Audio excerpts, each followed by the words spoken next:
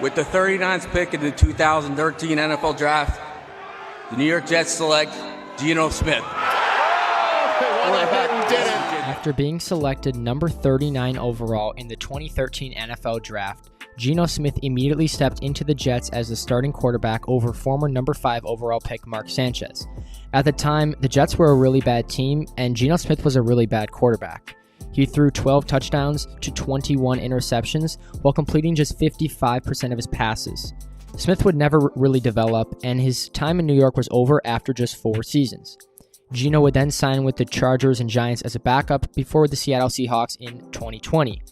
You fast forward into the 2021 offseason where Russell Wilson was traded to the Denver Broncos, and suddenly Geno had an opportunity to start once again. After a training camp battle, Smith won the job and was officially named the Week 1 starter. To say he overcame adversity to become a legit NFL starter would be a massive understatement. Even though he won the job, however, many expected Geno to play poorly and for the Seahawks to be a bottom-feeding team. In other words, many people wrote off Geno Smith, but he didn't write back. What did they say to them? Yeah, they wrote me off. I ain't right back, though. That's the problem. I ain't right back. Let's go. Blitz, Homer picked it up briefly, and Smith flipped, wide open, caught. Disley, touchdown, what a start. Smith, Parkinson, touchdown, Seattle. Blitz coming from the Broncos. Smith throws, pass is caught. Strong grab by Met from 64. McManus. Missed it.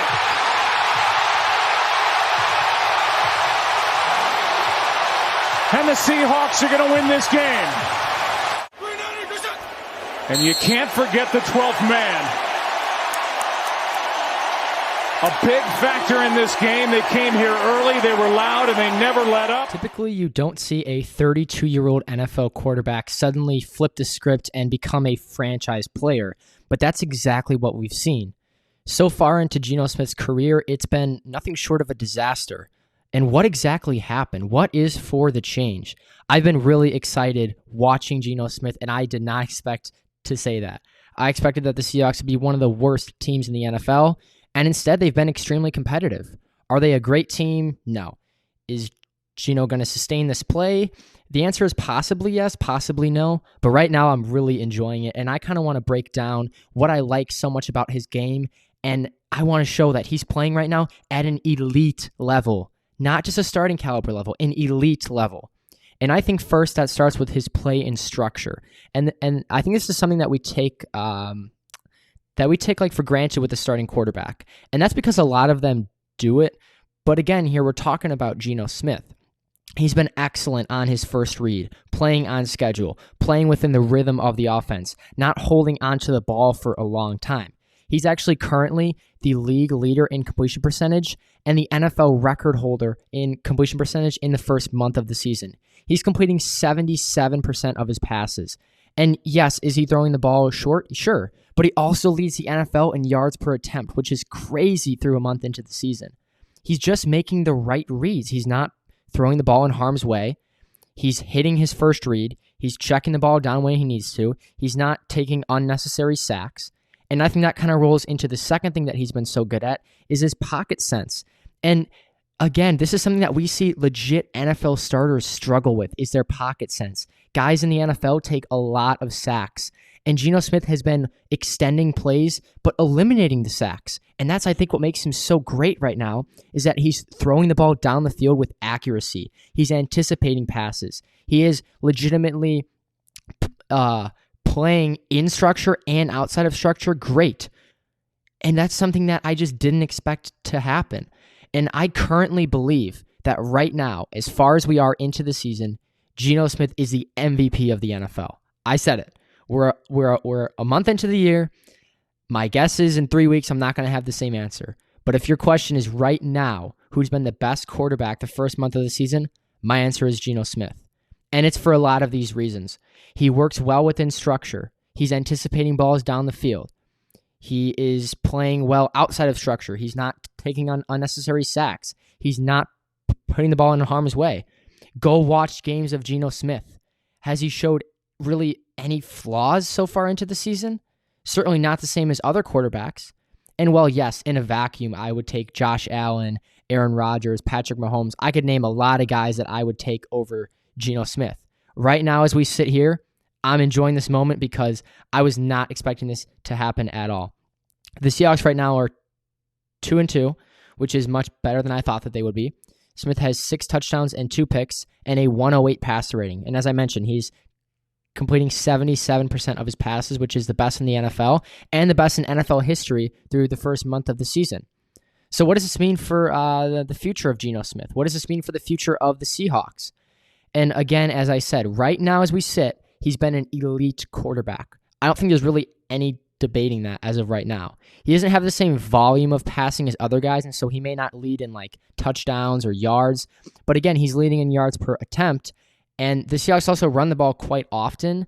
If you actually go sit down and watch Geno Smith, I would find it hard to say he's not playing at an elite level.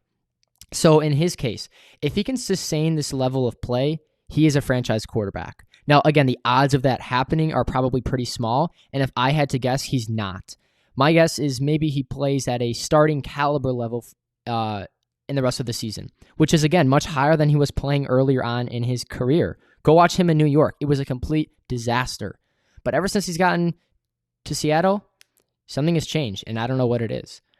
I think if he can play at a starting caliber level the rest of the season, you could legitimately be talking about the Seahawks building around Geno Smith and not taking another quarterback.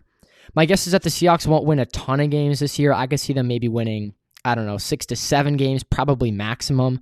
I'd be shocked if they make the playoffs. So they'd still be picking within the top half of the NFL draft. They could be in a position to then take a tackle or to take an edge rusher or really take the best available prospect. Whereas we thought heading into the year they were going to be bad and they have to take a quarterback. They're not in that spot anymore. I think the odds of the Seahawks really buying into Geno Smith in the long-term future is pretty low. But hell, he can prove me wrong. We've seen a lot of quarterbacks this season either play much better than I thought or much worse than I thought. And I think there's another case in Jalen Hurts where I didn't expect him to play so well. Now the Eagles have a legit franchise quarterback. Do the Seahawks have that here? I'm not totally sure. But I think there are legit reasons why he could sustain this level of play. It is possible because the things that he's playing well at this year are sustainable. He is playing well from a clean pocket. He is also playing well under pressure, which isn't the most sustainable stat. But if you can play well within a clean pocket and play within the rhythm of the offense, typically that's what keeps you a starting quarterback for a long time. We've seen guys like Kirk Cousins, Ryan Tannehill, Derek Carr. That's their level of play. They can execute the offense and they can extend plays. That's what we're seeing here with Geno Smith. And if I have to make a prediction, I think he's going to play pretty well the rest of the year, not at this level. And I think the Seahawks won't take a quarterback in next year's NFL draft. So let me know what you think down below. I know this was a little bit of a shorter video, but I want to hear your guys' opinion because this is a topic that I don't see a lot of people talking about. It has picked up the last couple of days with the completion percentage record. But has anybody really talked about Geno Smith as an MVP candidate? I don't think so, and I think he deserves the praise. So let me know what you think down below. Where you think I'm right, where you think I'm wrong, where do you think he's going to be by the end of the year? Let me know all that. If you have a video suggestion, also let me know. I'm always looking for those. And thank you guys for watching.